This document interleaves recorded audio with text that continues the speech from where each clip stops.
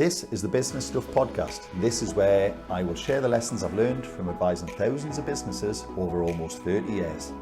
Each episode will give you practical insight to allow you to learn from other people's mistakes. I'll be pulling in experts from our team and the world of business, and together we'll make sure your business is giving you what you want. My name is Martin, and this is the Business Stuff Podcast. Hi Agnesia, thanks for coming in today. We're here to talk about the emotion of change. So just tell us a little bit about you and what you do, and then we'll get on to the topic. Hi Martin, and thank you for having me. It's really nice to be here. No worries. Yes, it's a subject that's very dear to my heart, which I'm very passionate about. So I'm actually a virtual assistant, and as part of that, I normally help people with their processes because, as you know, in any business, processes is really important, especially if people want to grow, if they want to scale, and if they want to become bigger. Yeah. But the main thing that is attached to that is normally the people. So there's also a people aspect. So it's people who execute processes. Absolutely. So let's rewind then, because there'll be people out there who say, "Oh no, I wake up each morning, I do whatever comes across my desk at the start of each day." But you know, I think there's a misconception that just if you're passionate and motivated and you have good ideas, that's enough. But it's not, is it? You need the discipline and the procedure, the checklist, the tick box. You need a system to be able to build anything, don't you? Yes. Is it worth stressing the importance of that first? Absolutely. It's really important. Because people might say, well, it doesn't matter if I can't change it. We don't need to follow a system. I think it's important to set the tone. Systems are pretty important in business, aren't they? Yes, and especially nowadays, because first of all, you need to be able to consistently produce at a certain quality so that all your customers have the same experience. Yeah. If you are producing a product, you want to produce consistently at a certain level of quality, and that is where the ISO standards are very important, especially if you deal internationally. Yeah. If I deal with you from another country and you are ISO certified, that means you are following a certain process consistently, so I can trust that the products that you are going to deliver to me will be consistent. Yeah. And that is what's the most important part of processes. This is the thing I think people misunderstand about why McDonald's did so well. Exactly. It's definitely not the best burger. Neither is Burger King. Nando's don't do the best chicken. What they do is you get the same chicken every time, you get the same burger every time. And that only happens through a procedural development process where then everyone does the same thing every time. Absolutely. There's no way around. And Yes. I haven't witnessed it, but by all accounts, the training at McDonald's is second to none because they value the process. Absolutely. Yeah. And they've proven how easy it is to scale a business when you've got processes. Because that's anybody scalable. can pick it up and make a burger. That's Anyone it. can make a fry. Anyone can package it right. Yes. Because the hard work is done, isn't it? Yeah. Yes, and that is what's also interesting, because if you look at a different, like Burger King and McDonald's, they all make burgers, but they're different. Yeah. So you can still, within processes, be different. It doesn't mean bland. Exactly. Yeah. Yes. It can still be exciting and Yes. whatever. People love getting a new phone. Yes. But believe me, there's a lot of systems that go into making every phone on the same line. So let me just be controversial, because I think some of your viewers might not necessarily agree with me, but Amazon has been excellent with processes. yeah, I don't think anyone could deny that. Exactly. Yeah. And so I always believe, and a lot of people think Amazon just do selling of goods through their website, but actually they're very big in IT. Yeah. They're much bigger now than Microsoft actually in IT. And that is because they've taken their processes, they use their own processes within their organization, make them good, and then sell them on. So Amazon Web Services now, AWS. Absolutely. A lot of people might not connect that Amazon Web Services is actually, That's it. Cause I don't know, but I could be wrong, but I'm sure people like Dropbox, all of those people use spaces within these virtual platforms like AWS. So yeah, a lot of these businesses, you're actually, I don't order from Amazon, I disagree with them. Oh, you shouldn't be using half of your IT then. Yeah. That's it. So I guess most of the people who follow this will understand the idea of the process and why it's important and why the system is important. Why are not why, but how are people the barrier? You mentioned it's the people is Well, where the process deviates. Yes. So, we are creatures of habit, and everybody has got habits, because if you look back to when we were toddlers, we were doing things 100 times, over and over and over. And when we did that, we built certain pathways in our brain. And attached to those pathways are certain chemicals that our bodies releases. So our bodies then becomes so conditioned of doing that we even become unaware It that expects a certain routine, a certain behavior. Yeah. And that's where the subconsciousness of it all come in. And I've done a lot of process improvement where I will go and sit next to somebody and watch what they do. And they do things, little things, which will be difficult to automate. And then I say to them, why do you do that? And they said, oh, do I really do that? I don't remember I've done that. Yeah. Or it'll be a little idiosyncrasy that they just say, oh, well, I probably don't need to, but I just like things in a certain order. That's or I like them that way, not that way. It doesn't matter materially, but that's where then change creeps in across the process, isn't it? Absolutely. Yeah. Well, it creeps in over that, but also we do things systematically over and over. And the more we do them, the harder those connections in our bodies become. But science and technology has showed us that our brains are amazing, because it has got elasticity, and that means that if you don't use it, the connections will break. But while you still use it, your connections will stay. Now, the more, and why it's so difficult to change is the chemicals that's attached to that, and we call that emotions. Yeah. Now, normally in business, we don't necessarily like to be emotional, but we need to acknowledge that it's our emotions that is going to help us to become aware of our subconscious actions that we're taking. So, as we know, business has to change. That is a constant. For businesses to grow and to survive. The only thing that never changes is the need for change, isn't it? Absolutely. Yeah. But it's difficult for people to adjust to the environment, and we really saw that during COVID. But normally, you either change through a crisis or you change through choice. Interestingly, people had to change, struggled with it, but are now, ironically, struggling to revert because they've had another 2 years of a new way. That's right. You would think they would just fall straight back into the old way, but they aren't. And is that because they've now reprogrammed over a couple of, over a year or so of lockdowns? And yes, some people will be easier than others, because some people would have had a very strong connections and it was difficult for them to change. Yeah. But for them it might be easier, and then for others it might not be. But it really depends on what happened in those individuals' life before COVID. Yeah. If people have been already through maybe events like accidents, emotional abuse, physical abuse, all of those type of traumas have created a certain set of connections in the brain. If you then put COVID on top of that, you are increasing their level of stress. Yeah. And so the chemicals that's being pushed into the body is what we call survival chemicals, and that your fight, flight or freeze. Yeah. And those three mechanisms is in all of us, and we do them unconsciously. Yeah. Our bodies just take over. And so some of us will be fighters, some of us will be flighters, so we run away, and some are freezers, and they will procrastinate or they will freeze in a trauma. Yeah. So whenever something happens for them, they will use a little bit of any of those, but we always have a dominant one.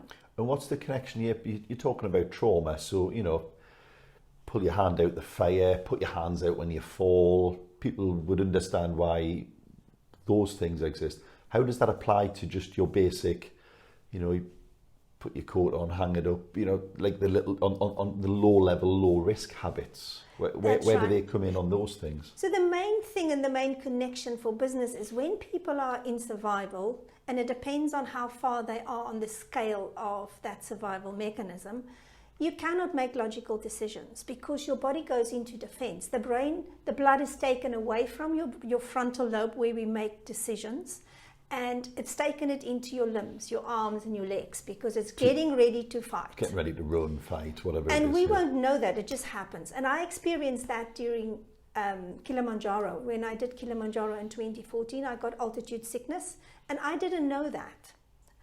When I look back at it was only when I look back at my journey that I realized. Once you dissected, what was happening there? That's it. So I was already in altitude sickness by lunchtime that day, but we only started to walk at about 11 o'clock at night.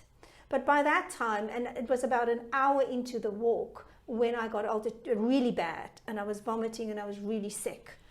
But I still continued for a while, and then eventually I was just not myself, and I was really literally putting my head on my hands on my walking sticks, just being sick. And the medic came over and said, how do you feel? Do you want to turn back? And all I could say is, I don't know. I really could not make a decision. So were you stuck in a freeze point at that point? No, I was completely in survival. My frontal lobe just couldn't make any decisions. The blood, the oxygen to the brain has already reduced so much that the body is starting to close off. Okay, then. So again, most people would say, well, we get that. That's a physical thing, but asking someone to do B instead of A, that's got nothing to do with this. What's the connection? The body goes through the same type of process. When it's in survival, it's the same mechanism. The blood is taken from the brain, it goes into the limbs. What I see as a threat and what you see as a threat, whether it's in a work situation or somewhere else, say for instance, especially during COVID, a lot of people was worried, am I going to lose my job? It might be a lot more severe for me because I might not have the savings in my bank account that you might have. And I think this is where in the past I've kind of heard about people who are missing work through stress, and you think, but their job can't be stressful. But work might just be where it is, where it comes out. We don't know what's going on. We don't know what's stressing them, and are you saying then by asking someone to change a learned or a patterned behaviour, that can cause the body to do this without them realising? Absolutely. It's not that they're unwilling, it's just their body is telling them, don't do that. We don't like change. We don't like change. Is that what's going on? That's what's going on. So basically the chemicals that is being pushed into the body, because they've done certain things for a long time, if they want to do something different, the body is not getting that chemical. Yeah. So it's becoming uncomfortable for them because the sensations in the body, and most of us are not aware of the sensations in our bodies because we never take time to really learn what goes on, how do we feel inside. We talk a lot about how we feel, but we don't really know what is the sensations. Yeah. And sensations is like, I've got butterflies on my stomach. Sometimes it feels like there's tingling in the body. Yeah. Or when you've had a huge shock, you just feel like your arms are shaking. Or you freeze and you literally cannot move. So all of those type of sensations is now unfamiliar. And so for you to actually change, you have to first become aware that this is what needs to happen, that it's normal, there's nothing wrong with you. It is going to take some time, and I'm going to have to work within sensation, but I have to keep on doing the new processes until it becomes comfortable. Long enough until it feels like awful word, but to new normal. It becomes the normal. Yes. So we've talked about how, hopefully there's no doubt that people's minds that systems are good, consistency is good in business and in performance and in life. That's a good thing to be able to consistently achieve and do something. We've explained that systems normally fail. They can be badly designed, but even a well-designed system can fail because people don't follow the system. That's it. And I think I've certainly done this in the past. It's easy as an employer or a team leader or business owner to say, well,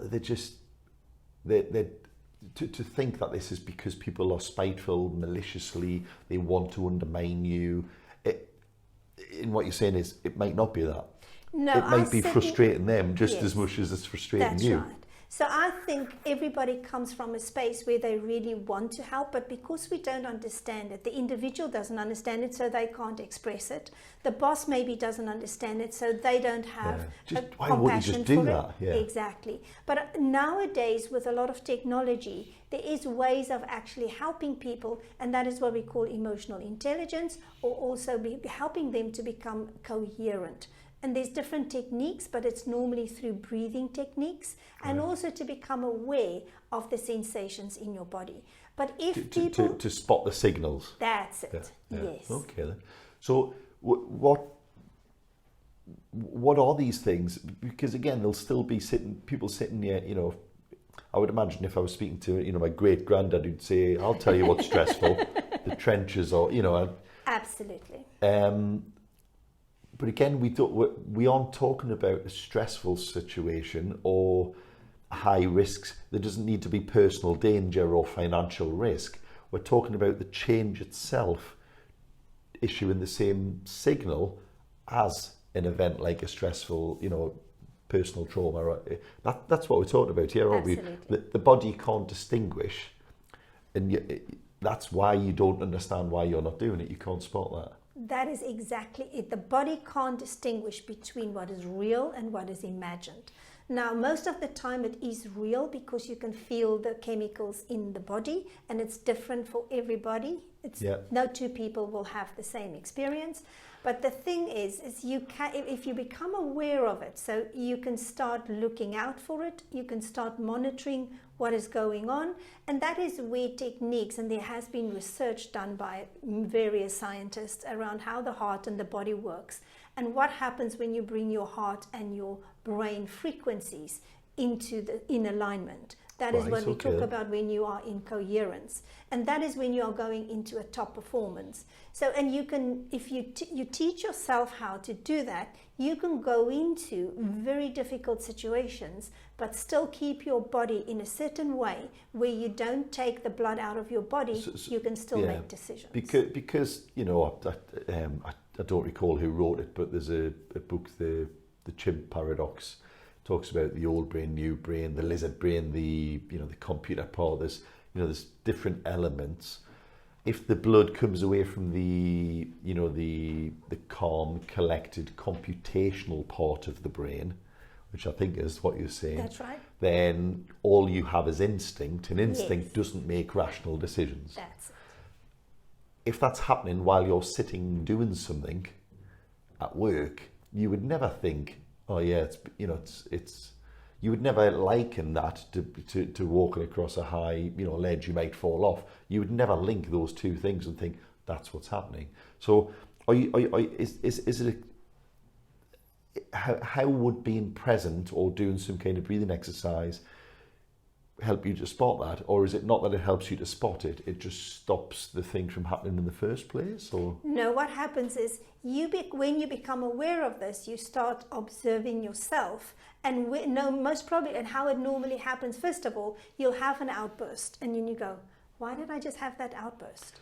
And then you go, oh, what's happening? Oh, that's what it feels like. Oh, that's a strange feeling. And then next time when that feeling comes up, the more you do it, the more you become aware of it sooner.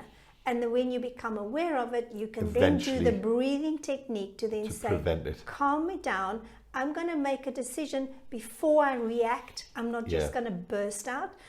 But it happens, because you're going to become aware of your habits first. Remember I said in the beginning, it's subconscious. Yeah. You have to bring it into your consciousness. And what I mean by that is you just have to take time every time it happens, and you don't like the reaction that you had to a certain situation. You take a few seconds and you say, what's happening in my body? And then when you've calmed down or you've gone for a walk and you're calm and you say, what's happening in my body now? And then you start distinguishing between the two. You will catch yourself sooner on how you react by using your breathing techniques to keep you calm. Is a simple, very crude example of this at the start of the day, if you're in, say, telesales, your first few calls, you're okay, everything's good. As the day gets worse, you start slamming the phone down, then eventually you start pushing your keyboard away. rather crude example of how you can see this starting to elevate, so that by the time the mid-afternoon someone dares to speak to you, you bite their head off? Are you saying, well, in my example, you would say, as soon as you start hitting that phone down a bit harder, hold on, take the time, realise that slamming the phone down doesn't help anything. The loop has started. Is that? That's it. So normally what will happen, especially if you teach people how to do this, you will say to them, after every call or before every call, you take a couple of seconds or a minute to just breathe and prepare for your next call. So you will relax, you'll forget about the previous call, you come into the present, don't carry the baggage from one to the next. Exactly. Yeah. But but now you've got stuff running in your body, so you have to use your breathing to relax that, to release that. And even if say something happens on the phone and the client on the phone becomes aggressive, you can use your breathing techniques to stay calm. Yeah. It doesn't have to affect you, because every time it affects you, you push a survival chemical in your body. And every time you do that, over a long period of time, your body will start to break down. That is where illness comes from. Yeah. It is proven.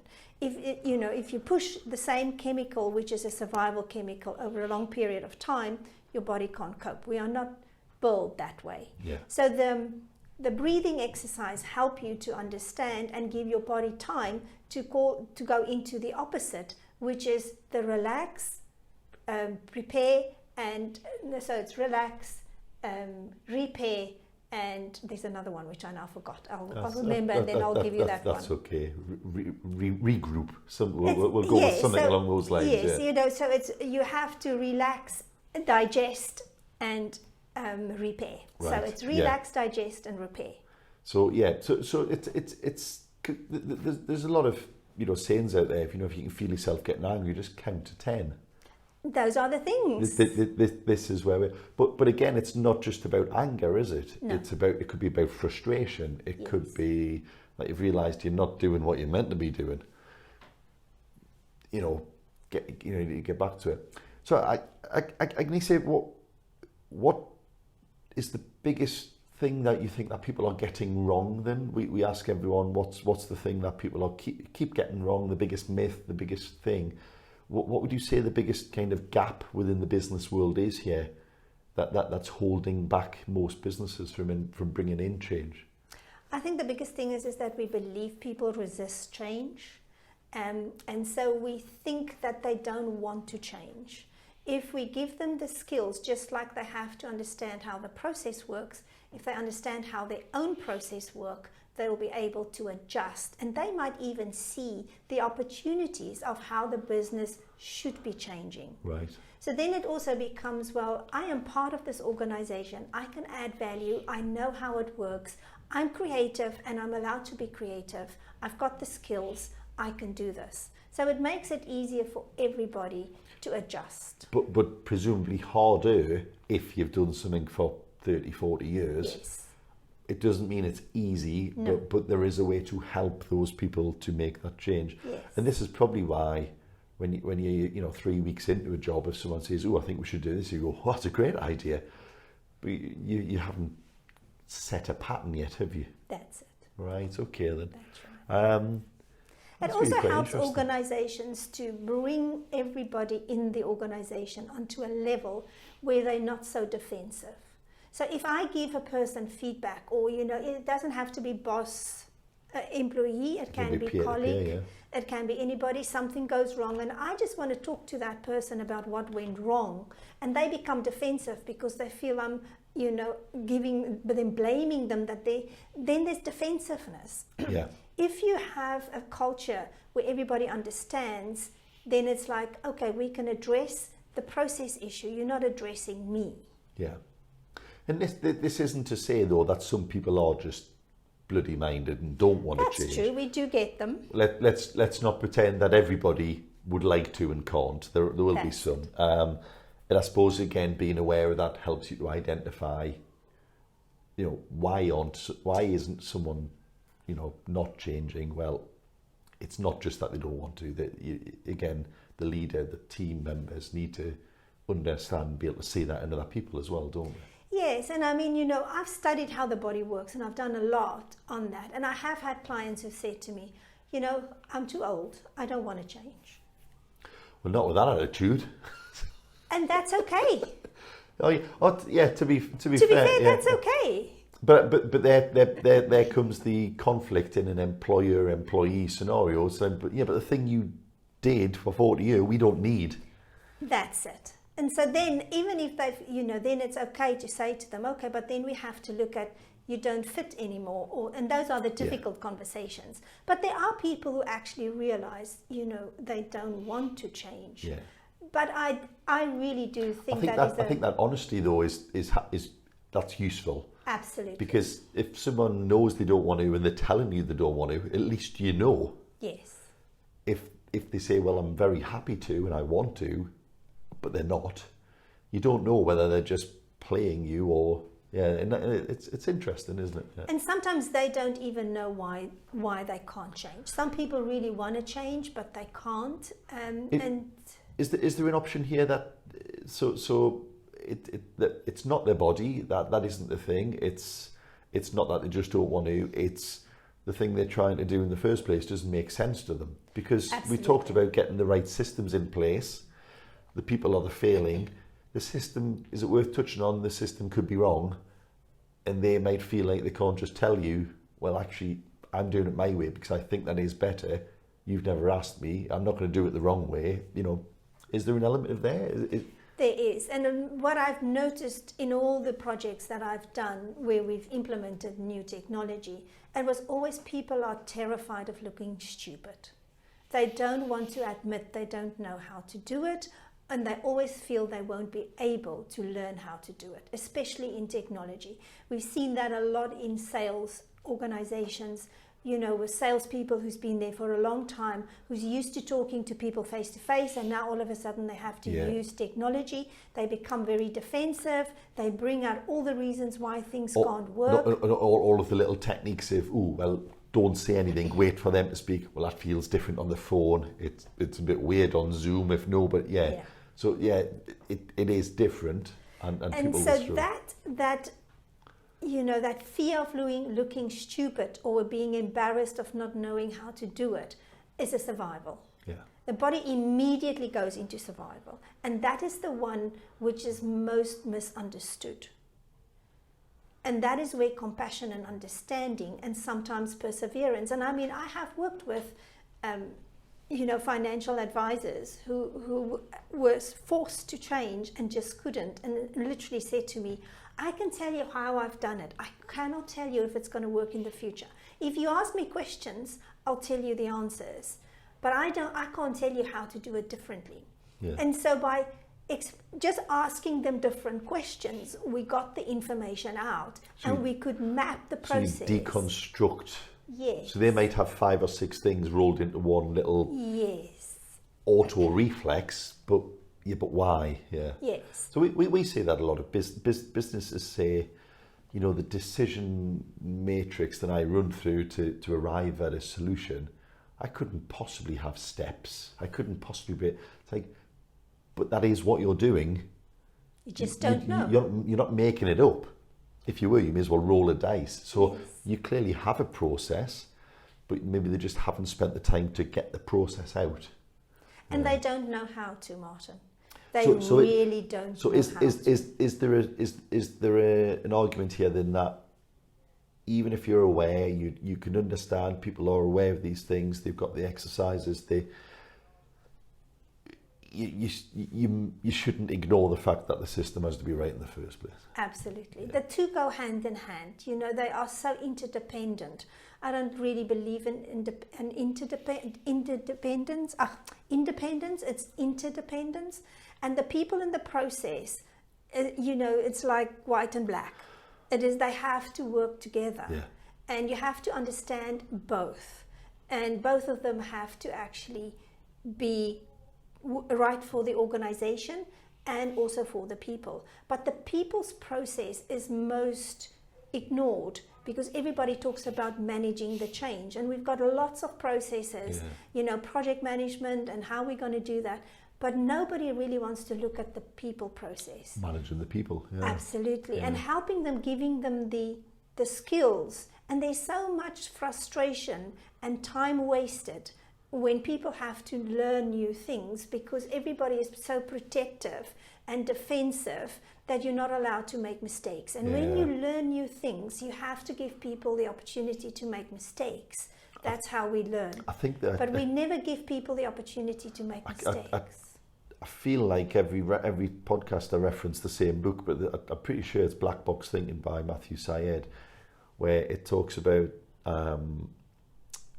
workplaces where you can't admit to error. Exactly. It's not that there are less errors, it's just they're buried, you don't know. Yes. And it's very hard to then bring around a cultural change. So there it talks about it does a comparison of healthcare versus avionics. Well, if you nearly crash, you won't get in trouble if you tell us. We need to figure out why you nearly crashed. Well, if it was a lapse of attention, you're not going to get sacked. We need to figure out how we fix the issue that caused you to have a lapse of attention. You know, what was it? Were you too tired? We will have shorter flights. Well, you need a wingman. You'll have a wingman. It's quite interesting. Yeah, you know, yeah. So I might say, I had the training, but I don't know what the hell I'm doing still. They might never want to admit that they still don't know what they're doing. They think, well, I've been here a long time, I should know this. Yes. So yeah, that's one of the reasons why all of these things are going on. That's right. But from the outside, you can't spot that without understanding that, can you? No. Yeah. And so it's having the understanding of both and being aware of it, and giving people space. And allowing people adopt. the freedom to say, yeah, I'm really scared, I don't know why, I don't understand, without persecuting them, I suppose. That's right. Yeah. Yes. Okay. Well, there we go. We've learned a lot about the emotion of change. We hope you enjoyed that. Thank you very much, Agnesia. It's been, I learn on every one of these. It's great. If you've got any questions, Agnesia will be linked in the comments below. Reach out to her. I'm sure she would happily expand on this and tell you about why your business needs to be aware of the emotion of change and, of course, good systems and processes. Absolutely. Thank you very much. Thank you so much, Martin. Really enjoyed that. Thank you. Thank you.